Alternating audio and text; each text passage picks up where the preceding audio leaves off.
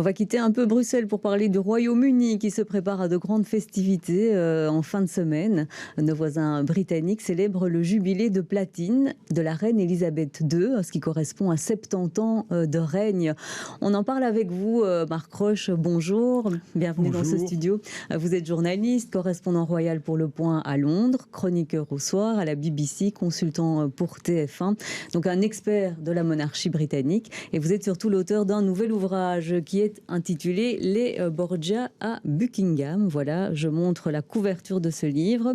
Alors parlons un instant de ce qui va se passer dans quelques jours. C'est jeudi que ça commence. Il va y avoir 4 jours de festivités. Ça dure jusqu'à dimanche. Quels seront les moments forts de ces célébrations?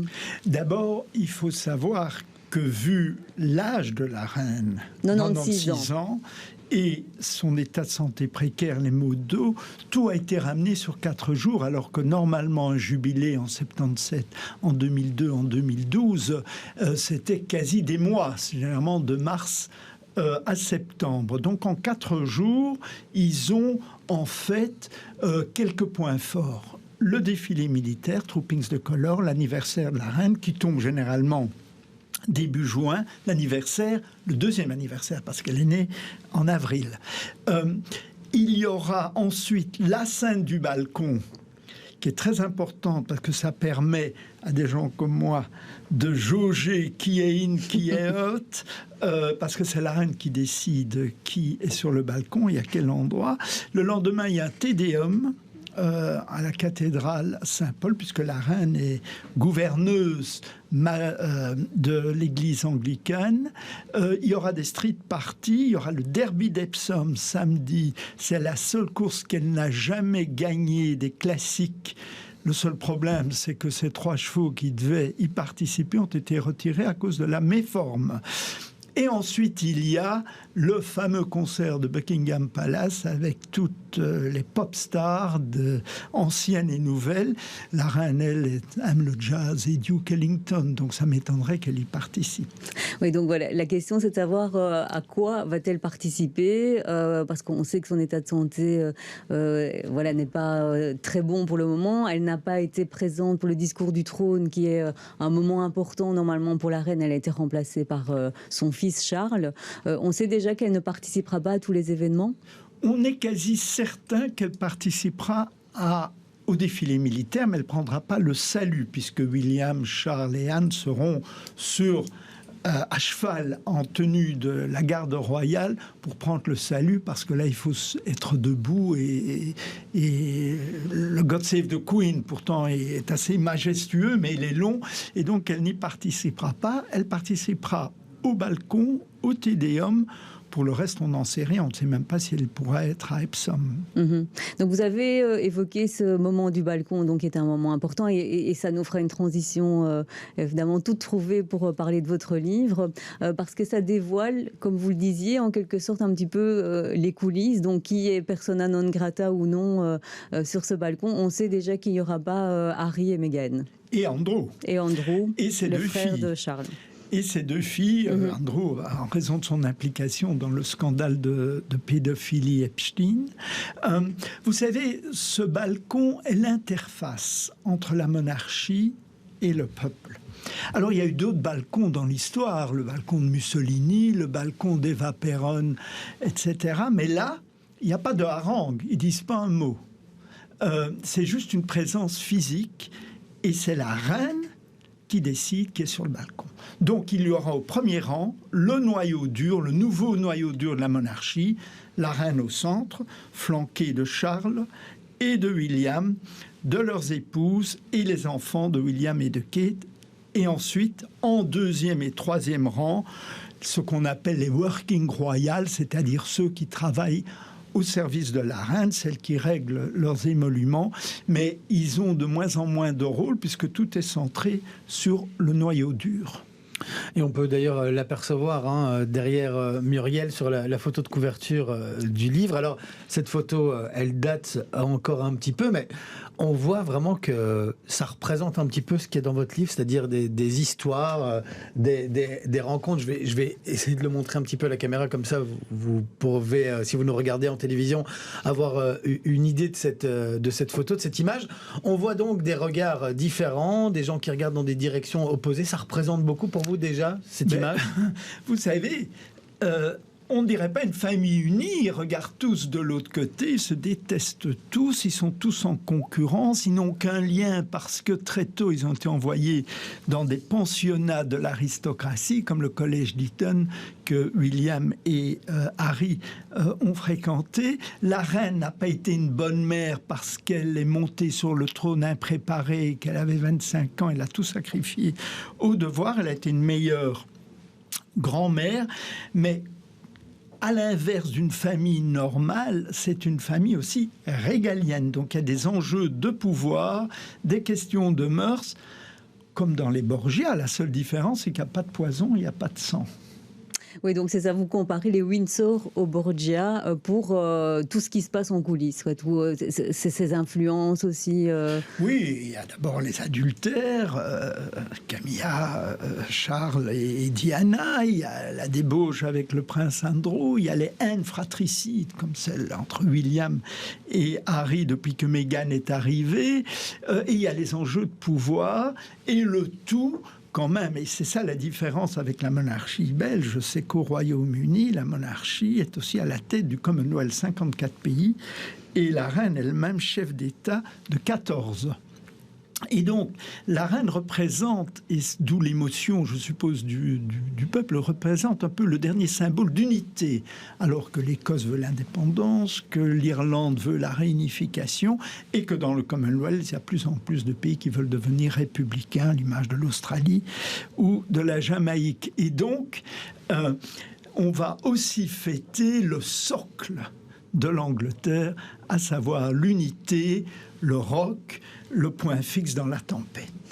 Alors donc cet ouvrage, ce n'est pas le premier ouvrage que vous écrivez sur la monarchie britannique. Celui-ci donc il s'intitule Les Borgia à Buckingham. Il est écrit un peu sous forme de pièce de théâtre. Donc il y a différentes scénettes qui font intervenir des personnages, donc la reine, les membres de sa famille, donc Charles, William, Harry, les femmes Kate et Meghan. Et il y a aussi la garde rapprochée de toutes ces personnes. Et donc vous reconstruisez au fond des dialogues. Donc il y a des scénettes qui sont à des moments particuliers, on va dire, soit en 2021, mais on peut très bien être aussi en 1990. Enfin, il y a différentes époques qu'a traversé la monarchie. Et donc, ces dialogues, vous les avez quelque part reconstruits. Mais comment pouvez-vous nous assurer que ce qui se dit, c'est la réalité? Alors, ça fait 35 ans que je suis au Royaume-Uni. J'ai rencontré très souvent la reine et sa famille. Je n'en ai pas tiré beaucoup, mais j'ai certainement tiré la manière dont ils parlent. Ils ne parlent pas comme vous et moi. Mais c'est ça qui est extrêmement étonnant, excusez-moi de vous couper, mais quand on lit ces dialogues, on trouve qu'ils sont extrêmement froids, qu'il n'y a pas du tout de naturel ni d'intimité. Et donc, j'ai été étonnée en me disant, est-ce que Meghan et Harry ou Kate et William parlent réellement comme ça entre eux? Alors, les roturiers, à savoir Kate et sa mère et Meghan, ne parlent pas avec cette voix froide, pas émotionnelle, distante, imbue de son statut, comme le fait la reine, comme le fait Charles, comme le fait Andrew, par exemple. Mais parce que Kate, si on prend l'exemple de Kate, comme Camilla Adair, sont passés par de très bons pensionnats où ils ont côtoyé des aristocrates, eh bien, ça les a façonnés, ça les a préparés en quelque sorte à ce qui les attendait une fois qu'ils rejoignaient la famille Windsor-Borgia. Mais il y a une vie privée, il y a une vie publique aussi. C'est-à-dire que pour vous, ces personnes sont les mêmes quand ils s'adressent à des gens, à un parterre de monde, ou quand ils sont à deux dans une pièce, ils parlent de la même manière? Écoutez, moi, je ne connais pas la vie privée de mes Windsor-Borgia. Ce que je sais, en revanche, c'est que si vous lisez les livres livres qui ont été écrits. Par exemple, sur Diana, tout est dedans, c'est-à-dire le protocole est d'une rigidité extraordinaire. J'explique d'ailleurs le test de Balmoral. Si vous allez à Balmoral, c'est un champ de mine mondain, il ne faut pas faire ci, il ne faut pas faire ça. Ces gens sont différents. Ils ont un autre disque dur que le nôtre. Et donc les rapports, même intimes, d'après ce qu'on m'a dit, sont codifiés. Tout est codifié. Et d'où la difficulté d'une femme comme Meghan, qui est féministe, Hollywood, qui a le prisme conte de fées et qui se retrouve en fait dans un monde claustrophobe dont elle n'a jamais saisi les codes. Et les codes sont le protocole, le devoir et aussi le manque d'atomes crochus entre tous ses membres qui se détestent cordialement et qui sont en concurrence pour les plus beaux voyages, représentations officielles, parce que bien sûr c'est la reine qui les paye, donc il y a un aspect financier également. Oui, et donc il est beaucoup question effectivement, notamment de l'affaire Meghan-Harry, et donc on se rend compte en lisant votre pièce de théâtre, quelque part j'ai envie de dire ça, que Kate et Meghan se détestent, et c'est surtout Kate qui déteste Meghan et qu'elle a tout fait pour se débarrasser d'elle. En fait, Kate a très mal pris l'aura médiatique de Meghan. L'arrivée de Meghan a été extraordinaire. Pour la première fois, cette famille blanche, anglo-saxonne, protestante, s'ouvre à la diversité. Et donc, la reine a accueilli Meghan les bras ouverts, surtout que Harry est 8e dans l'ordre de succession. D'abord 5e, maintenant 8e. Et donc, il ne sera jamais au trône, elle ne sera jamais reine. Ce qu'elle n'a pas compris, c'est qu'il y a un ordre de succession strict et qu'elle fait partie du 2e cercle.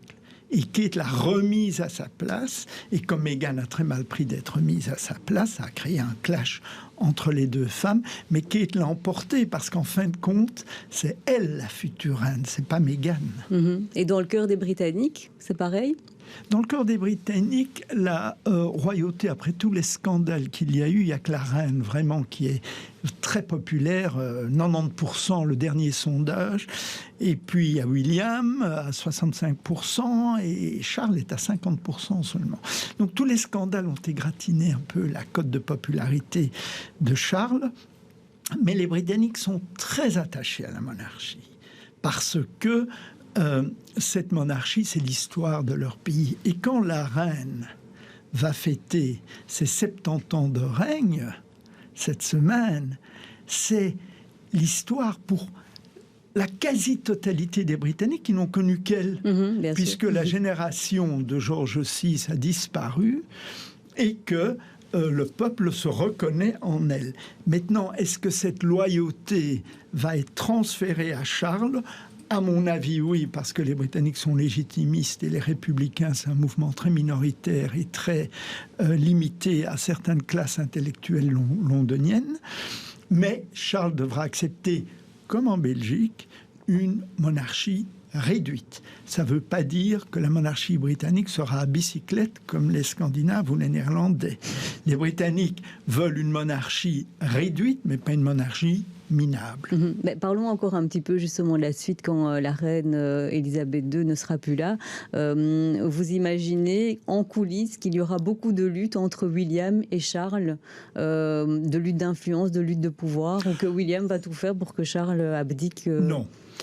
On n'abdique pas chez les Windsor, ça s'est passé en 1936, ça a profondément traumatisé l'actuelle reine qui est devenue princesse héritière, ça a tué son père George VI, donc il est hors de question qu'on abdique. Ce qu'Élisabeth II va faire, c'est écourter le règne de Charles en n'abdiquant pas. D'abord, elle est religieuse et donc elle a fait le serment de servir jusqu'à sa mort, et en privilégiant William. Mais Charles régnera, il sera roi, il est prêt à cela, il n'interviendra pas dans la vie publique, il s'y est engagé, mais aux yeux de la reine, il est considéré comme trop progressiste et fantasque.